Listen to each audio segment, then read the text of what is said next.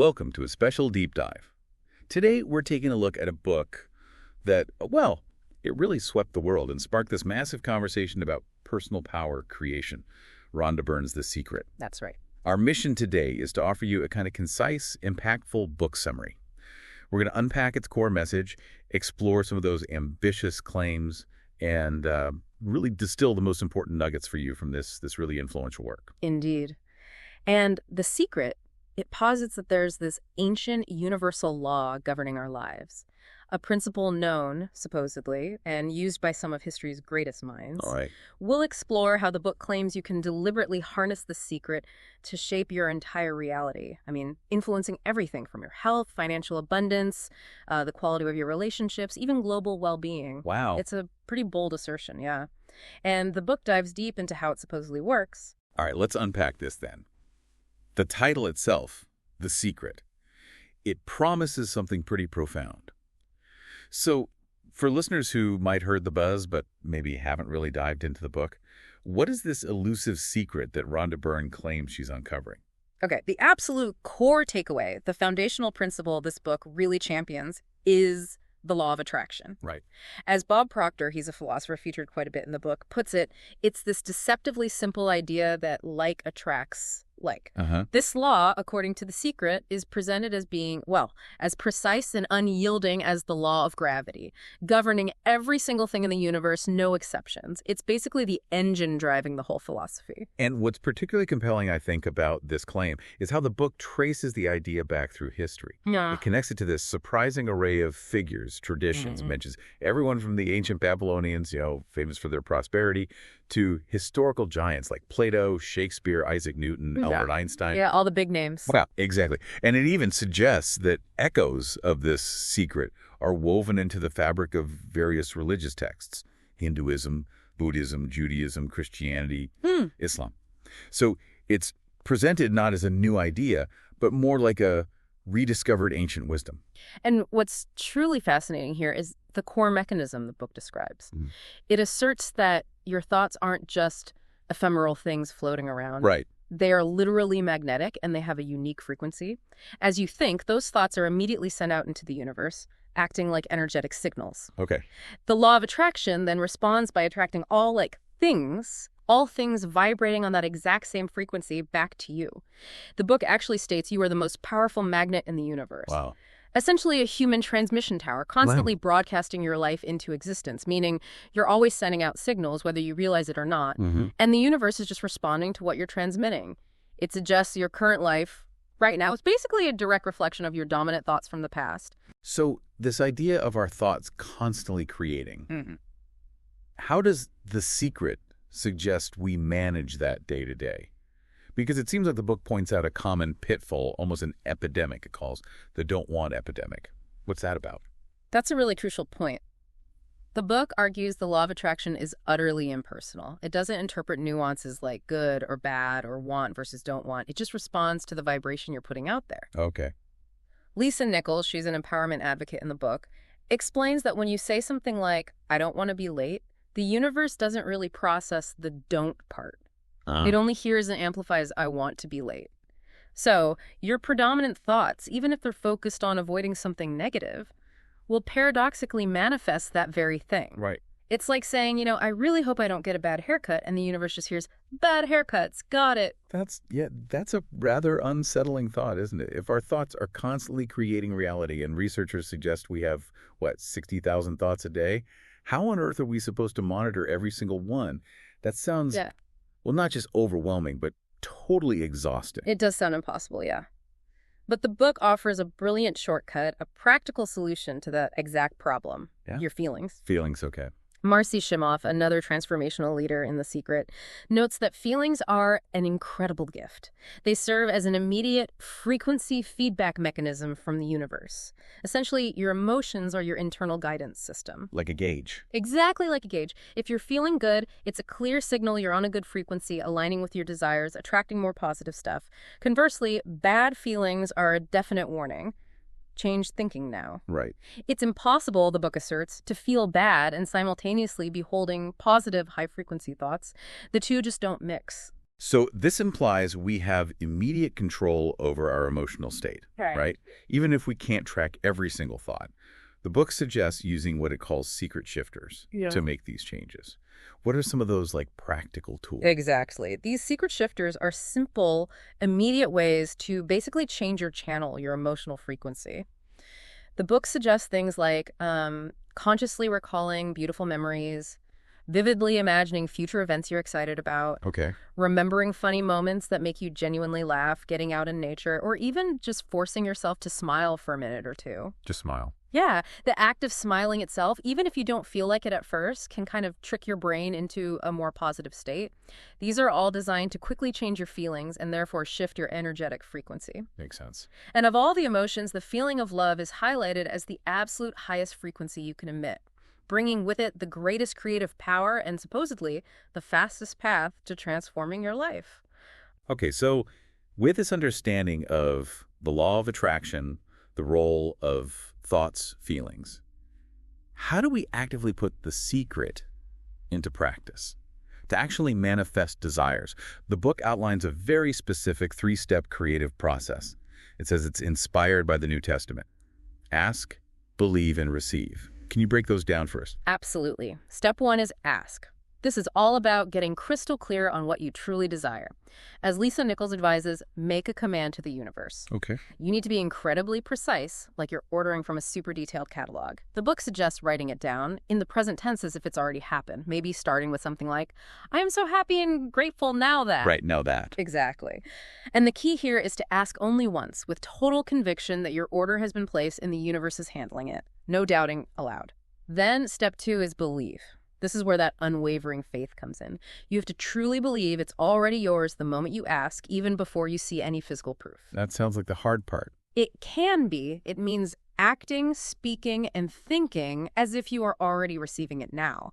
The book really stresses, don't worry about the how. That's the universe's department. Right. Jack Canfield, the success coach, highlights this. He notes that anyone who achieved anything big did not know how we were going to do it. They only knew they were going to do it. It's about holding that internal certainty. The book gives some really memorable examples of this acting as if idea. I remember the story of the woman who wanted a partner. Oh, yeah.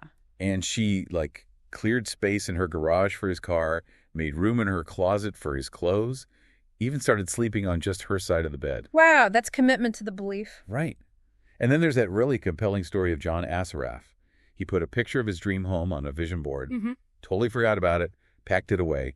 Years later, he's moving, opens this box that's been sealed for 5 years, and realizes he's living in that exact house. That's incredible. He'd manifested it without even consciously remembering the picture.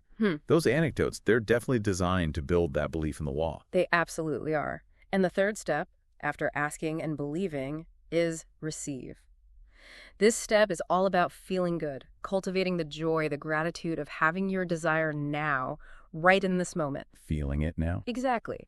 As Michael Bernard Beckwith emphasizes, this is a feeling universe. When you feel good, you align yourself with the frequency of what you want to receive. Okay. The book also distinguishes between inspired action, which feels effortless, joyful, like flowing with the current of the river, and action that comes from trying to force things to make it happen, which feels like a struggle. The universe, it claims, likes speed. So don't delay or second guess those intuitive nudges you get towards receiving what you asked for. It's interesting that the book recommends starting small, right? Yeah. To kind of build up that belief muscle. David Shermer, he's an investment broker in the book, talks about always getting parking spaces. Yeah, the parking space thing. Visualizing them exactly where he wants them. And there's that other story, the young man who manifested a specific feather, uniquely marked. Right, with specific details. Just 2 days after visualizing it. These smaller, quicker wins are presented as kind of proof of concept to help solidify your faith in the bigger process. Precisely. Those seemingly minor things help build that unwavering faith. They demonstrate the law in action and hopefully encourage you to believe for bigger things. So now that we've got the core process, let's look at how The Secret suggests applying these principles to, specific real-world areas of life. Starting with money, the book's central message here is pretty clear. To attract money, you must focus intently on wealth and abundance, never on the lack of it. It actively discourages thoughts like, I need money. because that very thought is believed to just perpetuate the need, keep you stuck there. Right, focusing on the lack. Exactly. Instead, it encourages these games of wealth, like filling out a secret check from the Bank of the Universe for the amount you want, or pretending bills are actually checks coming to you and mentally adding zeros.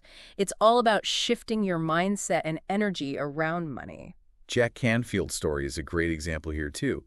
Remember, he was making only like $8,000 a year. Yeah, that's amazing. He visualized earning $100,000. Yeah. And while he didn't hit that exact number that year, he made something like $92,000. Still pretty good. Absolutely. But the process directly led him to the $1 million idea for chicken soup for the soul. Right. So it wasn't just about the specific dollar amount. It was about radiating that happiness, that feeling of, I have more than enough, which opened the door to way bigger things. That's a key point. The feeling seems to be the driver. It implies the feeling is more important than the number itself. I think so. And beyond just visualizing, the book also talks about giving money. When you give from a place of feeling abundant, like you have plenty to share, it's presented as this powerful signal of abundance to the universe, which then attracts more back to you. The core message is that wealth, according to The Secret, is fundamentally a mindset first. Right. It's about cultivating that inner joy, that sense of having more than enough first, and then the outer prosperity follows.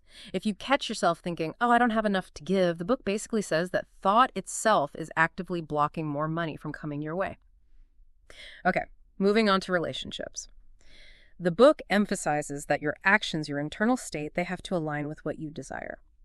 Marie Diamond, she's a feng shui master in the book, shares this really compelling story about an art director. His paintings consistently showed women physically turning away from him, and guess what? His love life mirrored that exactly lack of romance. Wow. But then his reality shifted dramatically once he started painting what he did want. Right. He made this vibrant painting of himself with 3 women. His dating life just exploded.